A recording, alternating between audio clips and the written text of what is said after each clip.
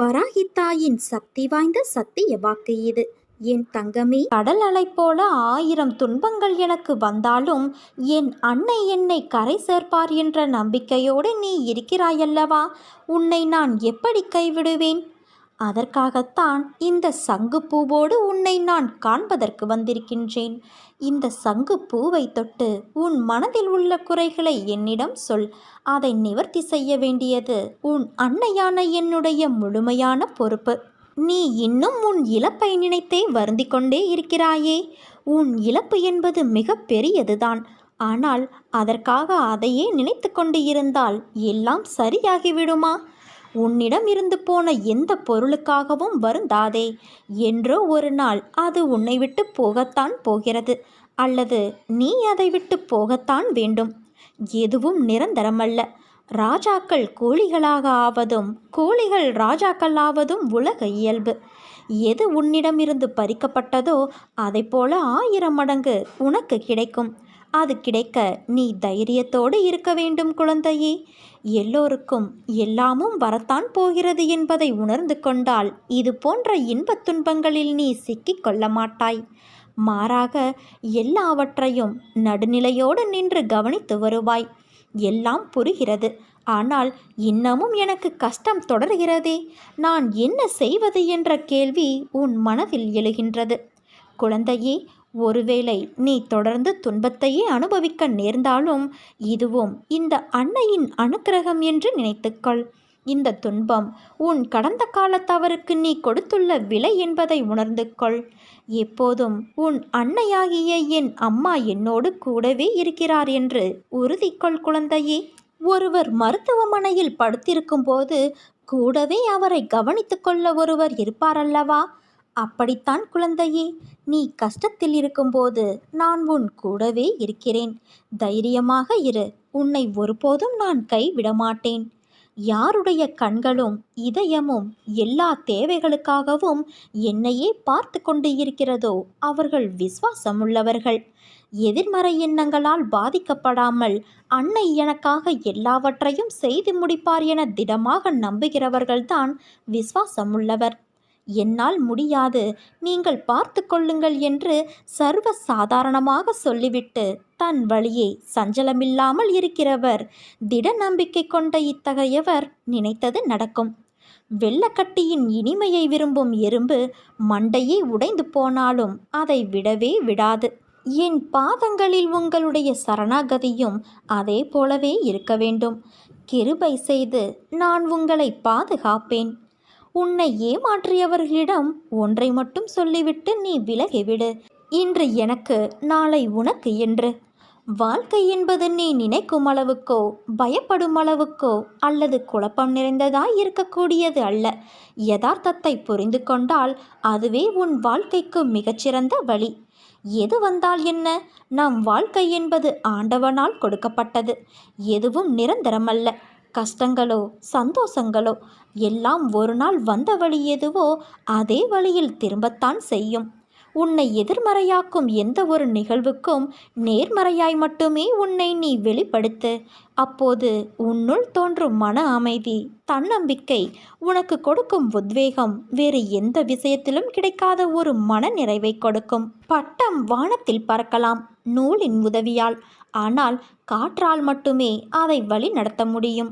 நூலின்றி பட்டம் இல்லை. காற்று இல்லை என்பதை சொல்ல முடியாது. அது இல்லாதது என்ற ஒரு விஷயமும் கிடையாது. அதனால் உன் வாழ்க்கையில் நடப்பவையெல்லாம் நூல் போலத்தான். அதை தாண்டி உன் அன்னை உன்னிடம் சொல்வது காற்றை போல இரு என்றுதான். உன்னை அரவணைக்க யாரும் இல்லை என்று வருந்தாதே. உயிருக்கு உயிராய் உன்னை நான் பாதுகாக்கின்றேன். அதனால் நீ எதற்கும் பயப்படாதே, கலங்காதே. உன்னில் நிச்சயம் வெற்றி என்ற தீபத்தை உன் அன்னையான நான் ஏற்றுவேன். நீண்ட கால போராட்டத்திற்கு நிறைவு காலம் வந்து விட்டது. உன் தியாகத்திற்கான பலனை இனி நீ தாராளமாக அனுபவிக்கப் போகிறாய். கண்ணீரோடு காத்திருந்த நீ இனி மன நிம்மதியோடு மகிழ்ச்சியாக வாழப்போகிறாய் குழந்தையே. சில தருணம் உன் கண்களிலிருந்து வழியும் நீர் எதற்கு என காரணங்களும் அர்த்தங்களும் உனக்கே தெரிவது இல்லை. மனதில் ஒரு சுமை, வலி, நீ செய்த எதிர்மறை தெரிந்தும் தெரியாமலும் அவை உன் மனதை ஒவ்வொரு நிமிடமும் சுடுகின்றது. அதை தாங்க முடியாமல் உன் மனம் தவிக்கின்றது. உன் தவறுகளுக்கு மன்னிப்பும் அதை நீ உணர்ந்து மாற வேண்டும் என்ற எண்ணம். உன்னிடத்தில் தன்னம்பிக்கை இருந்தாலும் சில நேரம் புயலாய், மழையாய், இடியாய் சில நிகழ்வுகள் வருவதும் போவதும் ரணத்திற்கு மேல் ரணங்களை உணர வைக்கின்றது. நிம்மதி என்ற சொல்லை கூட மறந்து போகும் நிலை உனக்கு. முதலில் உன் கடந்த காலத்தை தீயில் போட்டு எரித்துக்கொள். எதிர்காலத்தை காற்று போகும் வழியில் ஒப்படைத்து உன் நிகழ்கால தருணங்களை கவனித்து செயல்படு. எல்லாம் நன்மைக்கே என் அன்னை செய்வார் என்ற உனக்கு உன் உடம்பையும் உன் உள்ளத்தையும் ரணப்படுத்தும் விஷயங்களை விரட்டியடித்து நான் அளிப்பேன்.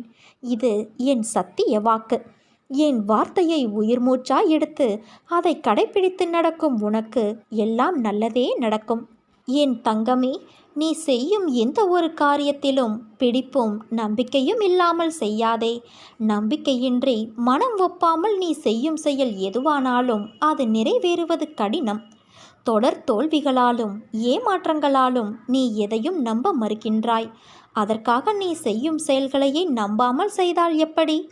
என் பிள்ளைகளை என்றும் கவலைப்பட்டு கொண்டே இருக்க நான் விட்டு விடுவேனா? உன்னோடு உன் அன்னையான நான் இருக்கிறேன். நீ நம்பிக்கையோடு இரு. உன்னை நான் கைவிடவே மாட்டேன். நீ சந்தேகமோ கேள்வியோ இல்லாமல் நமக்கு எது சிறந்ததோ அது நிச்சயம் நம்மை வந்து சேரும் என்ற எண்ணத்தை வளர்த்து கொள்ள வேண்டும். உலக அனுபவங்களை எடுத்துப்பார்.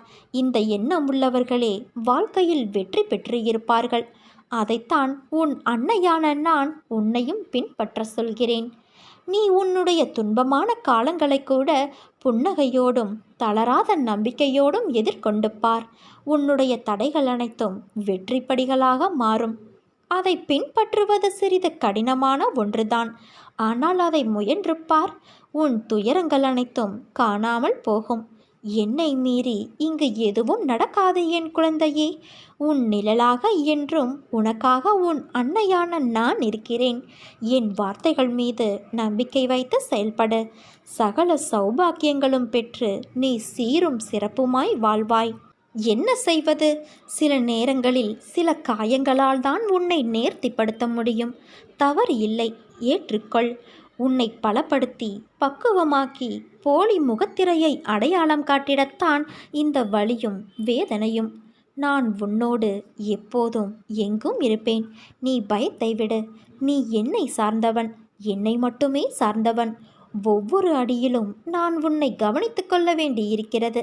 உனக்கு என்ன நேரும் என்பதை நான் மட்டுமே அறிவேன். உன்னை கரையேற்றும் பொறுப்பை நான் தான் வகிக்க வேண்டும். என்னை விட்டால் உனக்கு வேறு யார் இருக்கிறார் சொல்?